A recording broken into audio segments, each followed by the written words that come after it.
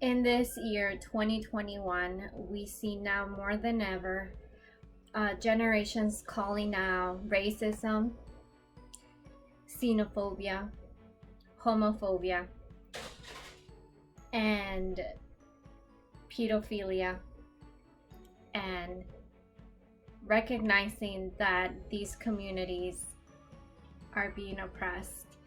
It's also important to recognize that there's another community whose voice is always being suppressed, and that's the autism community. What we can learn in today's video is how can neurotypicals, and neurotypicals are those that are like you and I, not on the autism spectrum disorder. How can neurotypicals be more supportive of those on the autism community, and how we can help fight the stigma against this diagnosis and accept those on the spectrum? Now, we're going to discuss everything from how to recognize behaviors and come to accept that that's what it is, it's just behaviors. What to do and provide early intervention in order for individuals to thrive later in life. How to be better friends, better neighbors, better educators, and potentially hiring somebody with autism and the impact it can have not only on your job but in the community all around you. It's important to recognize by the end of this video that there is no missing puzzle to this, that people on the autism spectrum disorder are just humans like you and I, and there's just no cure for being human. Many individuals with autism show unique developmental differences, especially during early childhood. Most of these unusual symptoms stems from self-concept and sleeping patterns. It is essential for parents and health institutions to identify behaviors that not all may have to provide appropriate support. Since most autistic children usually crawl, walk, and sit on time, some less obvious differences go unnoticed. They mainly include the development of gestures, social language, and pretend play. On top of behavioral differences and language delays, some unusual symptoms might be based on how one interacts with peers. Therefore, it is important to assess a child adequately for the most appropriate interventions. One of the most unusual behaviors stem from self-concept. According to some researchers, certain symptoms result in self-injurious behavior.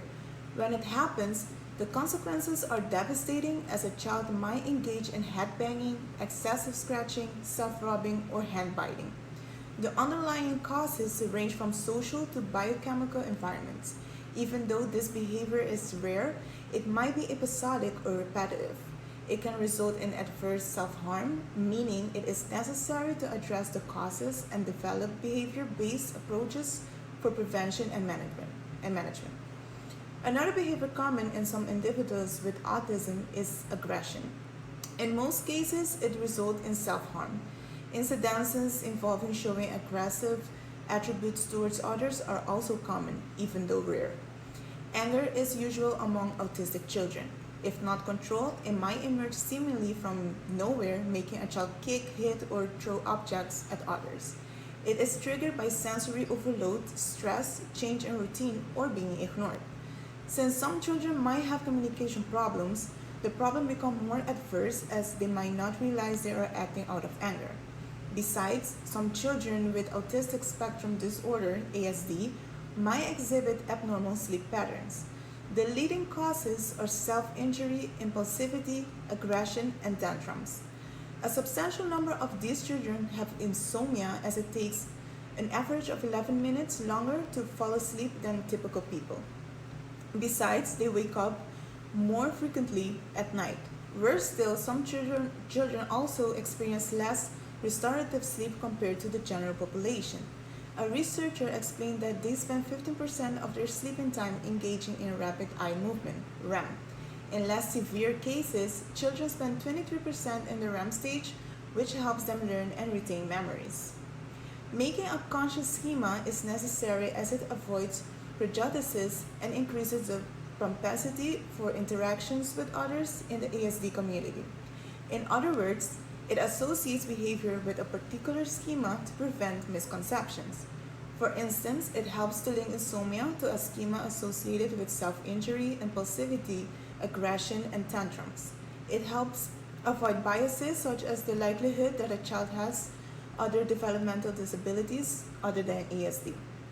It also helps in availing the right support and care to ensure a patient leads a normal life.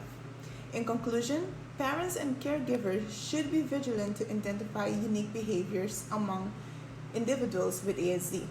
One of the risk behaviors is self-injury, where a person might engage in headbanging or excessive scratching and self-rubbing. A substantial number have also reported aggressive behavior. It is common for them to kick, hit, or throw objects at others. Abnormal sleeping patterns are also imminent in some patients. Making a conscious schema is critical to avail the right support, avoid prejudices, and enable a child to interact with others. Hi everyone, my name is Max Stein. I am part of the autism group, which is actually the ICANN group. My individual topic is the importance of early intervention, like the use of speech services or PECS, which is actually a picture or sign language used when there's not verbal communication from someone. The Picture Exchange Communication System, or PECS, is an augmented and alternative communication system that involves a physical exchange of cards with another person for the purpose of helping someone develop the requesting or commenting skills they need in life. PECS was originally developed for preschoolers, but had such great impact on just people with various ages and disabilities that they decided that they weren't just going to use it for the nonverbal people diagnosed with ASD. If you don't know what nonverbal ASD is, it's actually someone who really never learns how to speak. 25 to 50% of people diagnosed with ASD never learn how to fully speak, and it's not more than a few utterances from them. So it's very important that we're paying attention to PECS and how it's impacting our communities and how it's impacting, the development of people with ASD. And I think it's going great so far. The research shows that it's very, very, effective and important. A big issue that people aren't really fully grasping is early diagnosis. It's good to do an early diagnosis and intervention with someone who has ASD because the brain has more plasticity as they are younger, which means treatments have better long-term effects if ASD is caught sooner than later. PECS has 6 stages. First, the child learns to request for highly desirable items and then expands that for commenting and sentence formulation. As the child is learning how to comment and interact and develop sentence formulation, the children are taught how to request by handing in an exchange card showing what they want to an adult with the desired item, which is really, really cool. Another thing that we really have to focus on in our society today is the discrimination towards people with autism or ASD, especially the nonverbal ones, because it's not fair to them that they're the way they are. They didn't choose to be like that. And honestly, there's so many things that can trigger or affect someone with ASD, because a lot of challenges they have are noise sensitivity, problem sleeping, sensory issues, physical fitness issues, just daily living, and being in front of a crowd can intimidate and cause meltdowns, as well as just not feeling fit into what's around them. And in another word too, employment for people with ASD is very very difficult. They have problems earning promotions or even voting because of their disability. And honestly, there's been so many rights and laws put into place to protect these people from, discrimination and all this other good stuff that they need to be set aside from. Anyways, I'm really, really happy we got to talk about this. I think it's very important. I also think we should talk more about not just ASD, but other issues going on in our, society in the U.S. and how we can, attack them and get better. So I hope you guys enjoyed my piece on PECS, which is huge for us, and talk to you guys later. In my part of the group project, I'll be focusing on ways you can help someone with autism in distress. The first thing you should do is figure out why that specific individual is in distress. There might be multiple reasons why someone with autism could be in distress, like processing information, unstructured time, sensory differences, a change in routine, transitioning between activities, or maybe something physical, like they might not be feeling well, they could be tired, or maybe they're just hungry. These are some situations someone with autism could be showing distressful behavior. The biggest way you can help someone with autism in distress is to communicate with them. Communication is very important. When it comes to talking to them, make sure you use facial expressions.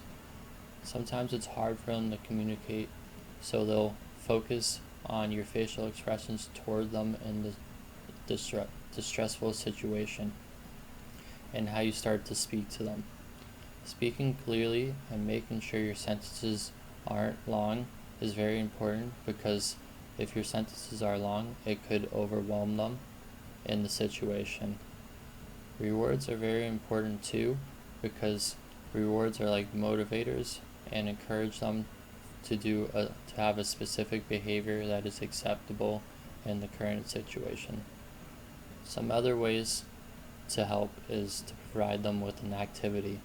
Like if one were to have a biting problem, make sure you provide them with something chewy, like chewy tubes, gum, or carrots. If one were to have a pinching problem, make sure you provide them maybe with Play-Doh. If one were to hit, make sure you provide them with a clapping song or something that rhymes. Or if someone were to have a pulling problem, make sure you tie their hair back and give them something to compensate for the pulling sensation they want to do.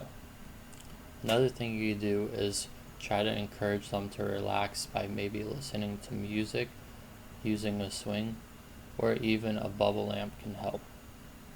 These are just some ways to help if you come across someone with autism in distress.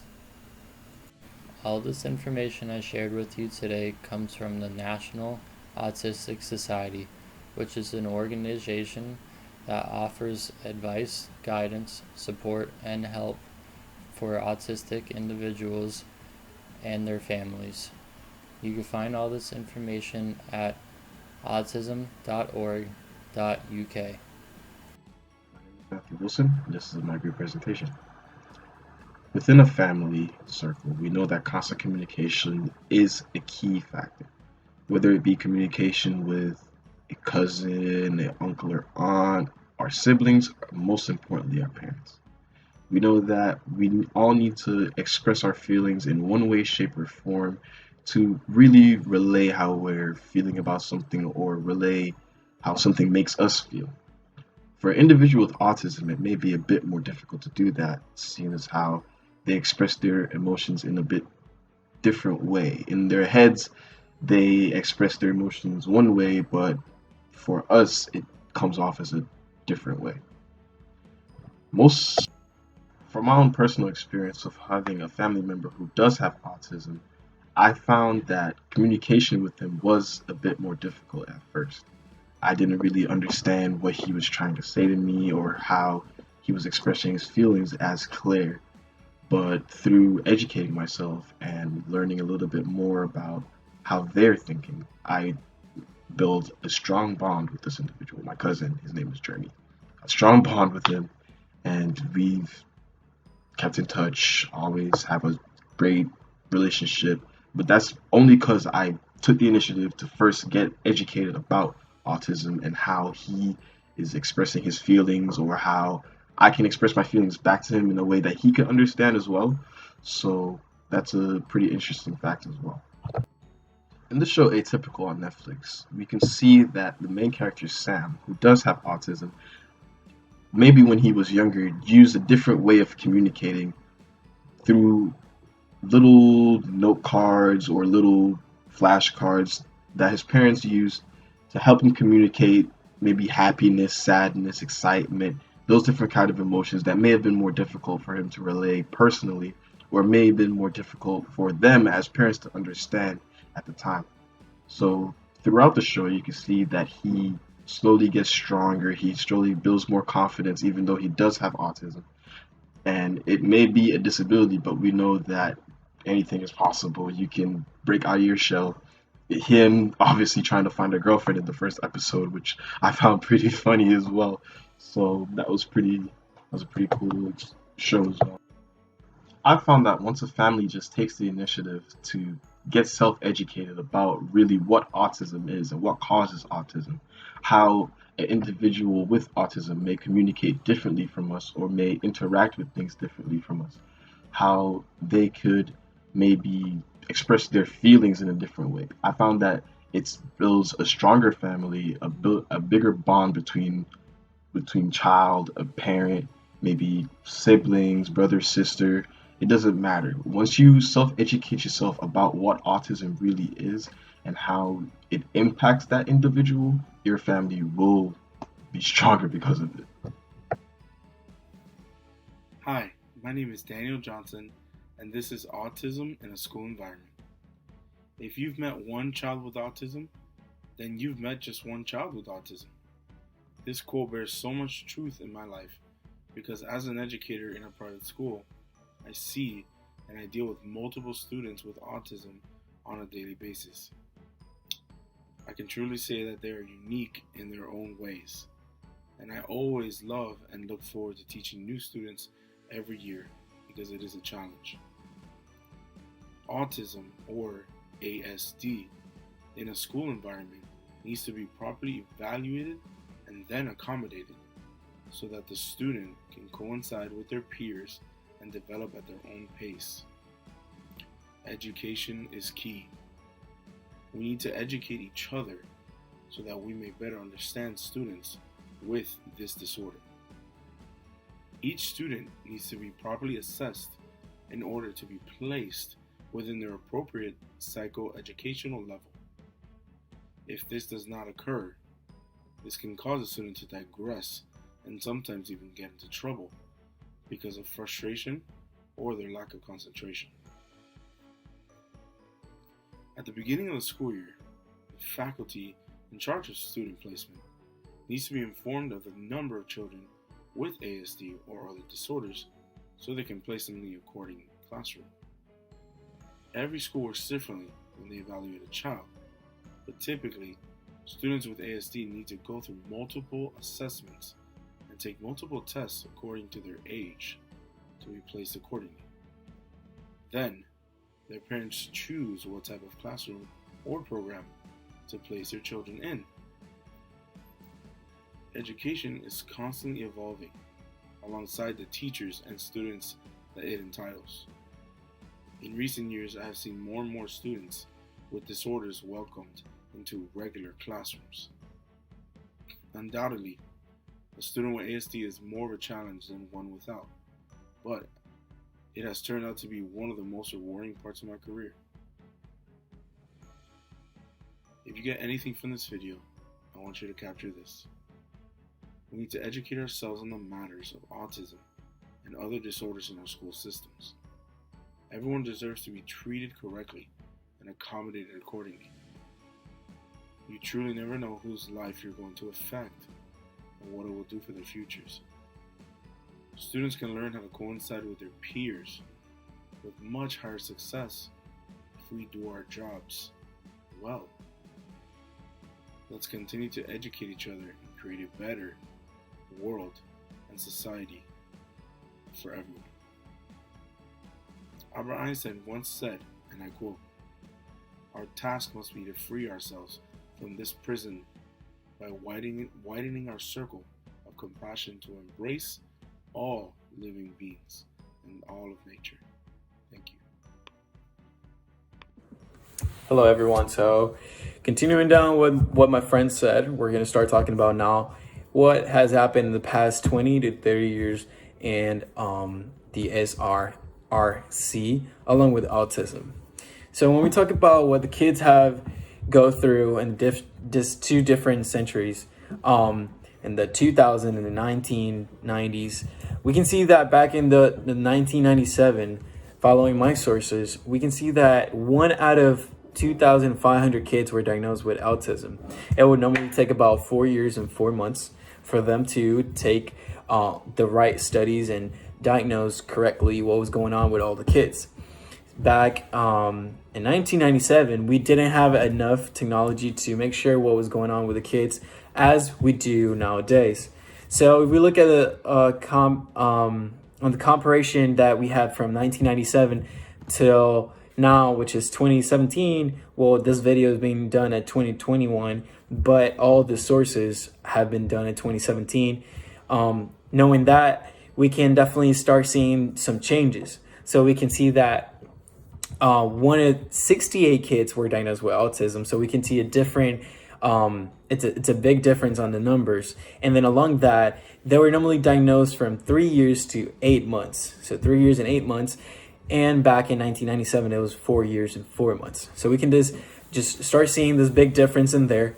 And along with this, we can start talking about how has it changed in this past 20 to 30 years. So moving along with that, we can start talking the PDD and different diagnoses in autism have worked along with all the doctors, all the studies, and all the scientific work that has been done in the field to get a better diagnosis of how autism has improved, how humanity is trying to avoid this from happening. So we can definitely start looking at some studies done in United States and Mexico, which are helping people or couples that want to know if their kids are gonna show up with a diagnosis of autism in their DNA or RNA. So basically, what this is showing us is that the technology has improved so much that we now are able to work and know what's going to happen with the future of our kids. This is an important point just because we have two different ages, we have two different fields, and two different times in oral history that are being, related. But at the same time, we're seeing that difference that's been changing all the world, how we see this. And this is one of the best ways for us to definitely start looking at future and prevent this from happening. But it is also important to know that we can always treat it, and all that technology is also being used for this. Thank you. Becoming and remaining employed in any competitive job market can be challenging for any individual, but it is even more complex and hard for adults on the autism spectrum disorder. This is due to a lack of social interaction and communication that's really needed in the workplace. I came across this document titled "The Costs and Benefits of Employing an Adult with Autism Spectrum Disorder, a Systematic Review." And it was written by Andrew Jacob, Melissa Scott, Marita Faulkner, and Todd Jorn Faulkner. And they write that there are difficulties in social interaction and communication in the workplace that impact job performance, such as effectively interacting with supervisors and coworkers, understanding and interpreting social cues, and difficulty working independently, and the resistance to workplace change. So what can potential employers do to have an inclusive workplace of adults with autism spectrum disorder? And Temple Grandin, PhD, has suggested that jobs should have a well-defined goal or endpoint, and your boss must support and recognize your social limitations. And a perfect example of this is a car wash by the name Rising Tide Car Wash. It was opened up by the owner and his son due to him having another son on the autism spectrum disorder, and really recognizing that his son was having a difficult time after high school finding a job. So he decided to open a car wash that not only his son could work at, but other individuals of the autism community could work in. And they successfully at the beginning had, out of I believe the 45 employees, 35 of them were on the autism spectrum disorder, and their car wash did so well that they opened up a second location in Margate. Now that location has roughly about 60% of their employees on the autism spectrum disorder, and they are too seeing tremendous growth from clients of different cities that now they're opening up a third location in Coral Springs. They have decided that this third location will be 100% staffed by individuals in the autism spectrum disorder. Now, they do understand that there are difficulties when it comes to having the majority of the staff being on the autism spectrum disorder. Each individual is different. Some individuals may have a harder time with the surrounding environment, such as noises, social interaction, and other things simple as getting to and from the job location. So all this information is founded in a video that was released titled "Meet the Gutsy Dad That Started a Car Wash to Help His Son Find His Purpose." And it was a video by Nation Swell loaded on YouTube. And this video will totally just show you the capabilities of individuals with autism and the challenges they have, but also that they're not just a number in society, but they are also contributing members of society, and they can perform any job or even better than other individuals because they need that routine and structure that the many jobs offer. Now, the importance is that this car wash has disclosed from the get-go that the majority of their employees are on the autism spectrum, and the community in each of these cities has been welcoming, which has led to the tremendous growth of this car wash. And I'm so excited for companies that offer the opportunities for individuals to really excel in a career that they never thought possible, or really express themselves and see that they do have the skills to work in another career that they may love. So it's super exciting to see, and it's super important that the community has embraced this company and has led them to a tremendous growth, which has helped so many individuals find their purpose in life outside of their diagnosis.